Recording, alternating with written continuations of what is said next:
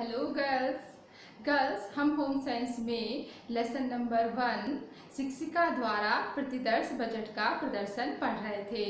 तो बच्चों, हमने इसमें पारिवारिक बजट किसे कहते हैं, उसकी परिभाषा क्या है, पारिवारिक बजट बनाने के क्या उद्देश्य हैं, ये सब कुछ पढ़ लिया था। इसके अलावा हमने पारिवारिक बजट कितने प्रकार का होता है, पारिवारिक बजट की कौन कौन सी मदें हैं और पारिवारिक बजट बनाने में कौन कौन सी बाधाएं हैं, तो ये भी हमने जान लिया था। तो बच्चों, आपने मुझसे कहा था कि मैं क्वेश्चन आंसर पे एक वीडियो बना के आपके दूं, तो मैं आपके लिए क्वेश्चन आंसर वाली वीडियो बना रही हूँ और इसमें मैं आपसे इसके बारे में डिस्कस करूँगी कि इस चैप्टर से किस किस तरह के प्रश्न पूछे जाते हैं और उनके क्या आंसर होते हैं। तो सबसे पहले हम अति लघु उत्तरीय प्रश्न करेंगे बच्चों। सबसे पहला प्रश्न है, पारिवारिक बजट से आप क्या समझती हैं। तो पारिवारिक बजट से आप क्या समझती हैं, तो इसमें आंसर तो आप जानते ही हैं बच्चों। पारिवारिक बजट किसी निश्चित अवधि में परिवार के होने वाले आय व्यय को दर्शाने वाला प्रपत्र होता है। तो पारिवारिक बजट किसी परिवार की निश्चित अवधि में आय व्यय को दर्शाने वाला प्रपत्र होता है। तो इसमें निश्चित अवधि होती है और आय व्यय का जोखा होता है किसी भी परिवार का, और उसको इसमें लिखित रूप में दर्शाया जाता है। ठीक है, नेक्स्ट क्वेश्चन है, बजट बनाना क्यों आवश्यक है। बजट बनाना क्यों आवश्यक है। तो आय व्यय एवं बचत की ठीक जानकारी के लिए तथा गृह अर्थव्यवस्था को सुचारू बनाने के लिए बजट बनाना आवश्यक है। तो आय व्यय और बचत की ठीक जानकारी के लिए और घर की अर्थव्यवस्था को यानी गृह अर्थव्यवस्था को सुचारू रूप से चलाने के लिए बजट बनाना आवश्यक है। नेक्स्ट क्वेश्चन देखते हैं, पारिवारिक बजट में प्राथमिकता के आधार पर 3 मदों का उल्लेख कीजिए। तो मैंने आपको लगभग 9 मदें बताई थी पारिवारिक बजट की। तो इसमें प्राथमिकता के आधार पर 3 मदें आपको बतानी है। तो भोजन, वस्त्र और मकान, ये प्राथमिकता के आधार पर 3 मदें हैं, क्योंकि भोजन, वस्त्र, मकान के तो ये ऐसी मूलभूत और जीवन रक्षक आवश्यकताएं हैं कि इनके बिना तो जीवन चल ही नहीं सकता। नेक्स्ट क्वेश्चन देखते हैं बच्चों, पारिवारिक बजट का सर्वोत्तम प्रकार कौन सा माना जाता है। तो बच्चों, मैंने बताया था आपको कि पारिवारिक बजट 3 प्रकार का होता है, संतुलित बजट, घाटे का बजट और बचत का बजट। तो इसमें पूछा गया है कि सर्वोत्तम प्रकार का कौन सा माना जाता है, तो नो डाउट वो हमारा बचत का बजट होता है, जिसमें एक परिवार की सैलरी जितनी होती है तो उससे कम ही खर्च किया जाता है। एक परिवार की सैलरी मैंने कह दिया, वैसे इनकम होती है, क्योंकि सैलरी तो उन्हें मिलती है जिनकी कोई जॉब होती है, तो हम इनकम कहेंगे। तो एक परिवार की जितनी इनकम होती है तो उससे कम ही खर्च किया जाए तो वो बचत का बजट होता है। मान लीजिए कि कोई परिवार 25,000 अर्न करता है, एक महीने में कमाता है, तो उसमें से वो 20,000 खर्च कर देता है, 5,000 बचा लेता है, तो वो बचत का बजट कहलाता है, क्योंकि ये जो बचत है तो उसे भविष्य में काम आएगी। नेक्स्ट क्वेश्चन है बच्चों, एंजल्स का सिद्धांत क्या है। एंजल का सिद्धांत क्या है। तो बच्चों, जो अर्नेस्ट एंजल थे, जर्मनी के एक अर्थशास्त्री थे, उन्होंने पारिवारिक बजट का सिद्धांत दिया था और उन्होंने पारिवारिक बजट का जो सिद्धांत दिया था उसमें 3 नियम दिए थे।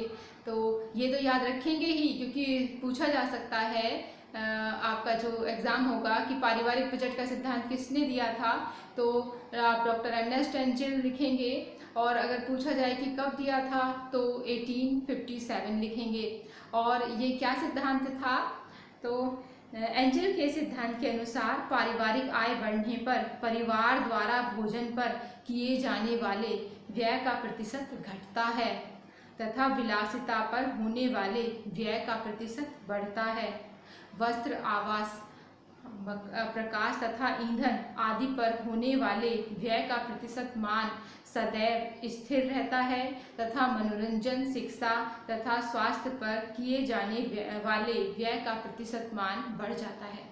तो जो इनका जो प्रथम नियम है वो देखिए बहुत ज़्यादा हमें लगता है कि सटीक है आज भी, क्योंकि पहले नियम में इन्होंने कहा है कि किसी परिवार की अगर आय बढ़ती है तो भोजन पर होने वाला व्यय प्रतिशत कम होता जाता है।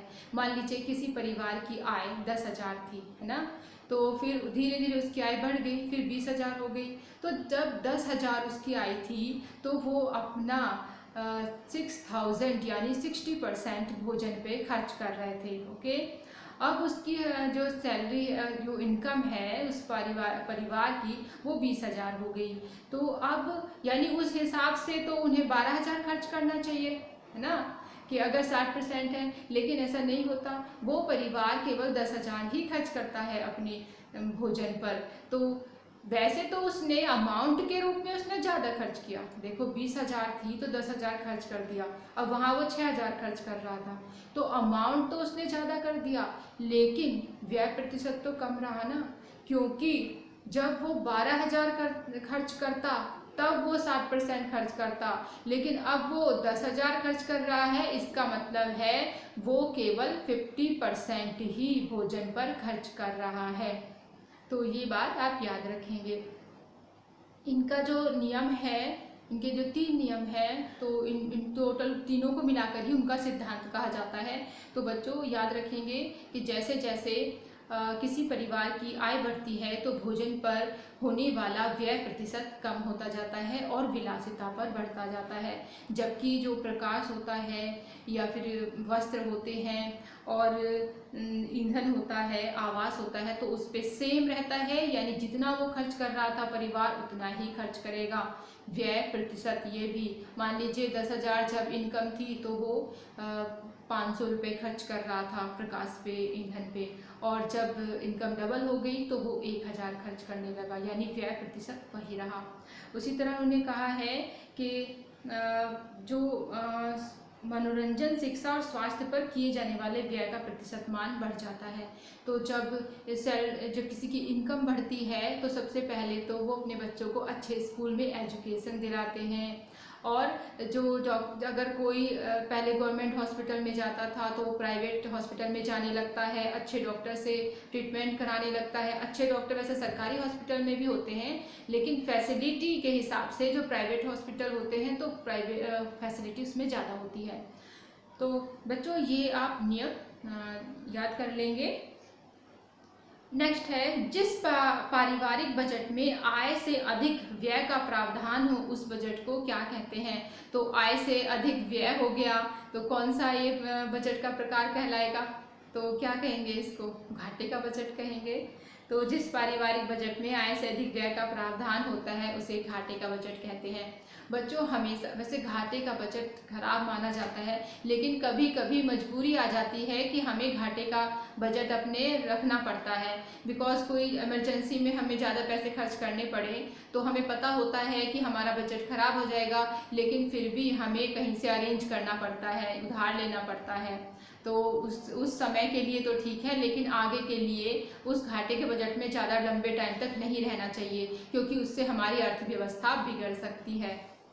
नेक्स्ट है, लेकिन अब बच्चों आप इतनी लंबी चौड़ी बात याद ना रखें, आप सिर्फ याद रखें कि घाटे का बजट सबसे बेकार होता है। ये तो मैंने आपको समझाने के लिए कह दिया था। नेक्स्ट है, मितव्ययता का क्या अर्थ है। देखिए मितव्ययता का क्या अर्थ है, तो मितव्ययता इसका अर्थ होता है कि इस फिजूल खर्ची ना करना। अगर एक तरह से बताना पड़े कि फिजूल खर्ची ना करना, लेकिन कैसी फिजूल खर्ची, क्योंकि जो ज़रूरी चीज़ें होती हैं देखो वो तो लेनी होती हैं, तो अगर उसे नहीं लोगे तो वो क्या कहलाएगा, कंजूसी। और अगर आप ज़्यादा जैसे ज़रूरत तो है, एक पेन है ना, 5 रुपए के पेन से आपका बहुत अच्छा काम चल रहा है लिखने का, लेकिन आप वो उसमें 50 रुपए का पेन ला रहे हो, वो भी वही काम कर रहा है, तो ये फिजूल खर्ची कहलाएगा। इसी तरह से देखिए मितव्ययिता के अंतर्गत कंजूसी तथा फिजूल खर्ची दोनों ही से बचते हुए परिवार में अधिक आवश्यकताओं की पूर्ति का प्रयास किया जाता है। तो ये तो आप याद रखें, इसमें याद रखेंगे मितव्ययिता क्या है कि मितव्ययिता का अर्थ है फिजूल खर्ची न करना, और जो ज़रूरी चीज़ें हैं तो उन्हीं पे पैसे लगाना, और कोई सामान जो हमारे लिए 5 रुपये का काम कर रहा है तो उसे 50 रुपये में ना खरीदना, यही हमारी मितव्ययिता है। नेक्स्ट है पारिवारिक बजट के निर्माण में उत्पन्न होने वाली 2 बाधाएं लिखिए। तो पारिवारिक बजट के निर्माण में कौन कौन सी बाधाएं बताई थी बच्चों मैंने? एक तो अशिक्षा और अज्ञानता बताई थी, और एक बजट के प्रति उदासीनता। अगर कोई अशिक्षित है, उसे ज्ञान नहीं है, तो वो गृहिणी कैसे बजट बना सकती है? तो वैसे तो बनाने को तो बना भी सकते हैं, लेकिन जैसे कि हम जो पढ़ रहे हैं वो लिखित बजट होता है, तो लिखित बजट तो वही बना सकता है जिसे पढ़ना लिखना आए, तो गृहिणी नहीं बना सकती क्योंकि वो अशिक्षित है अगर तो। और एक होता है कि उदासीनता, के बजट बना भी सकते हैं, पढ़े लिखे भी हैं और सारे साधन भी हैं, आपके पास डायरी भी है और पेन भी है, तब भी नहीं बनाएं, आलसी हो जाए, उदासीन हो जाए कि चलो छोड़ो, जितना खर्च होना है वो तो होना ही होगा, हम नहीं बना रहे, तो यही बजट के प्रति उदासीनता कहलाती है। तो ये 2 याद रखेंगे। नेक्स्ट हमारा क्वेश्चन है,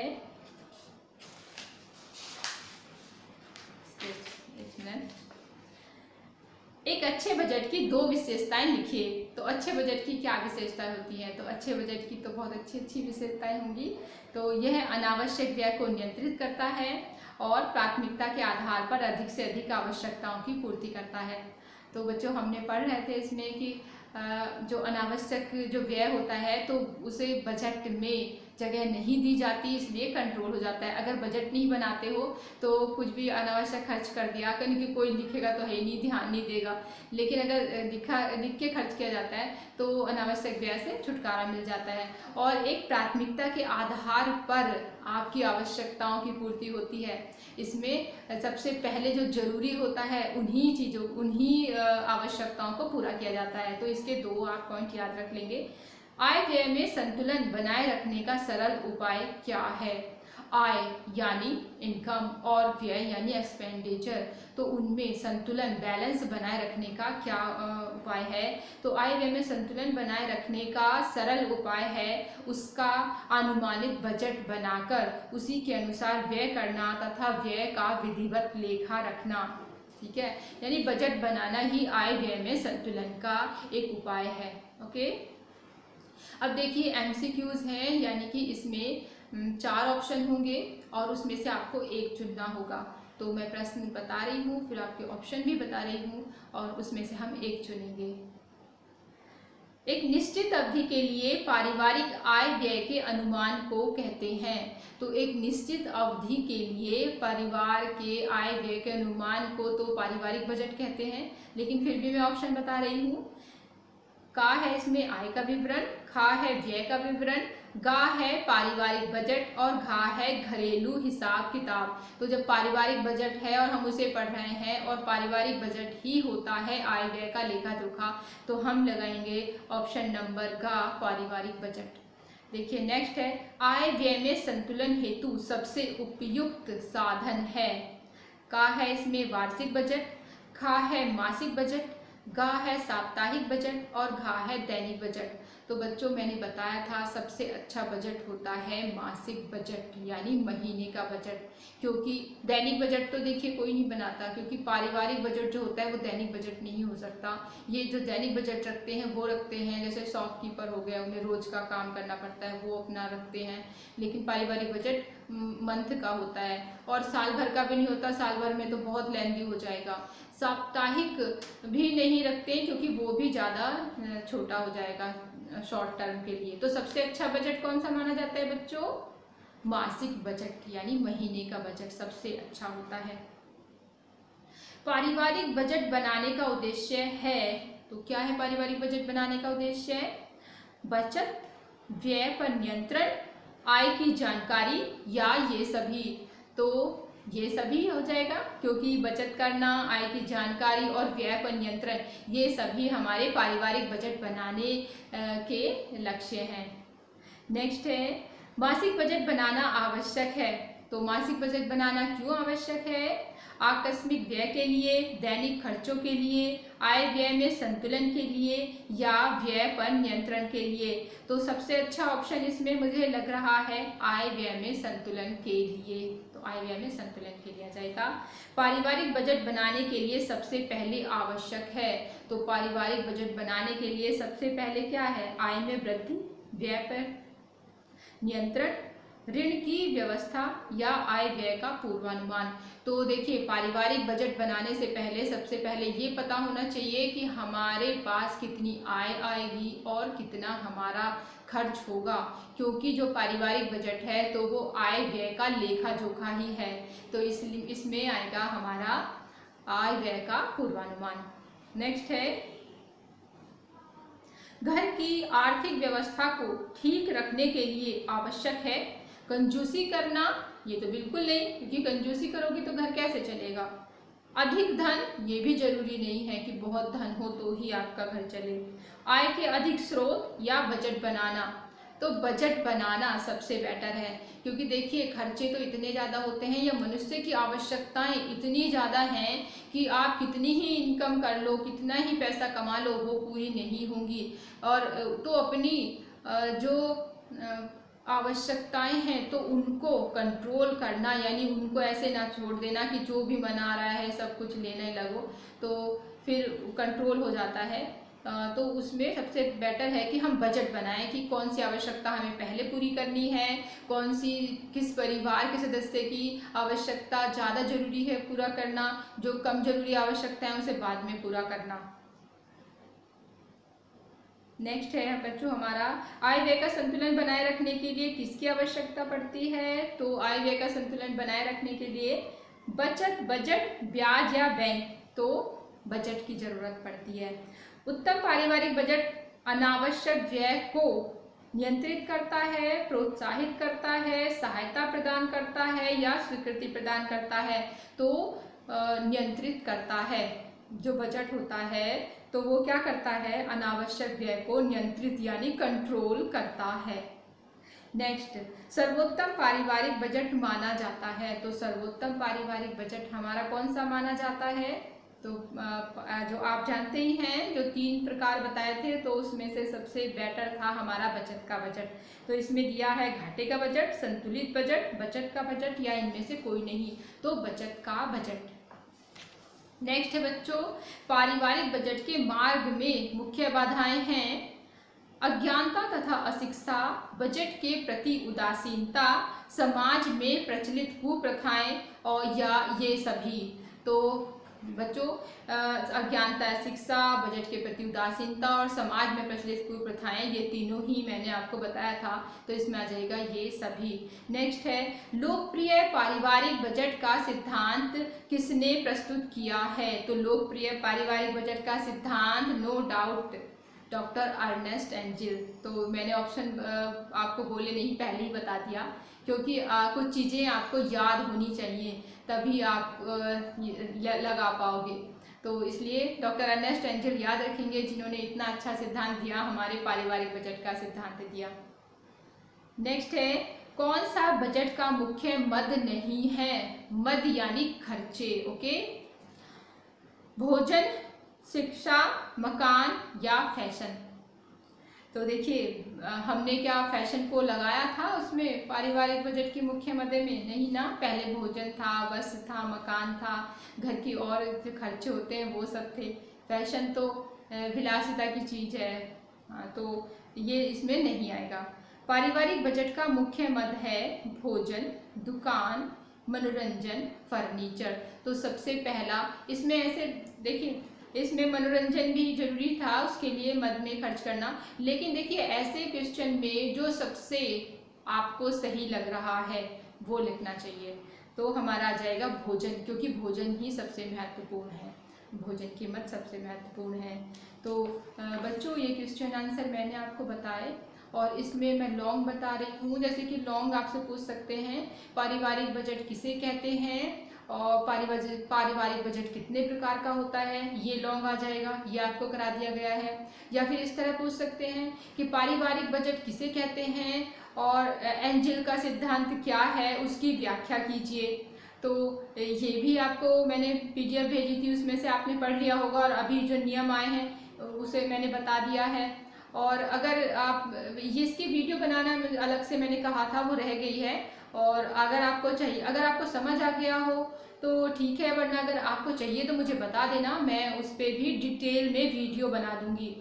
तो इसमें बस यही पूछा जाएगा लॉन्ग में। स्पेशली आप मतलब आप ध्यान दीजिए जो मैंने बताए हैं आपको, वेरी शॉर्ट और बहुविकल्पीय, क्योंकि इस चैप्टर से अधिकतर वही पूछे जाते हैं और वैसे मैंने आपको सब कुछ बता दिया है। और रही बात लघु की, तो लघु में इस तरह के प्रश्न आएंगे जैसे पारिवारिक बजट बनाने के क्या उद्देश्य हैं, या फिर पारिवारिक बजट बनाने के मार्ग में मुख्य बाधाएं कौन कौन सी हैं, या पारिवारिक बजट कितने प्रकार का होता है, तो उसमें 3 लिख देना। तो या फिर अलग से पूछ सकते हैं कि संतुलित बजट किसे कहते हैं, बताइए। या फिर घाटे का बजट किसे कहते हैं, व्याख्या कीजिए। या फिर बचत का बजट क्या होता है, बताइए। या फिर सबसे अच्छा बजट कौन सा माना जाता है, व्याख्या कीजिए। तो इस तरह के छोटे छोटे प्रश्न भी आ सकते हैं 4 मार्क्स के। अलग से 4 मार्क्स में डॉक्टर एंजल का सिद्धांत भी पूछा जा सकता है पारिवारिक बजट का। तो ये वैसे मैंने आपको डिटेल में पढ़ा दिया है कि आप कोई भी प्रश्न आएगा तो आप अच्छे से उसे कर लोगे।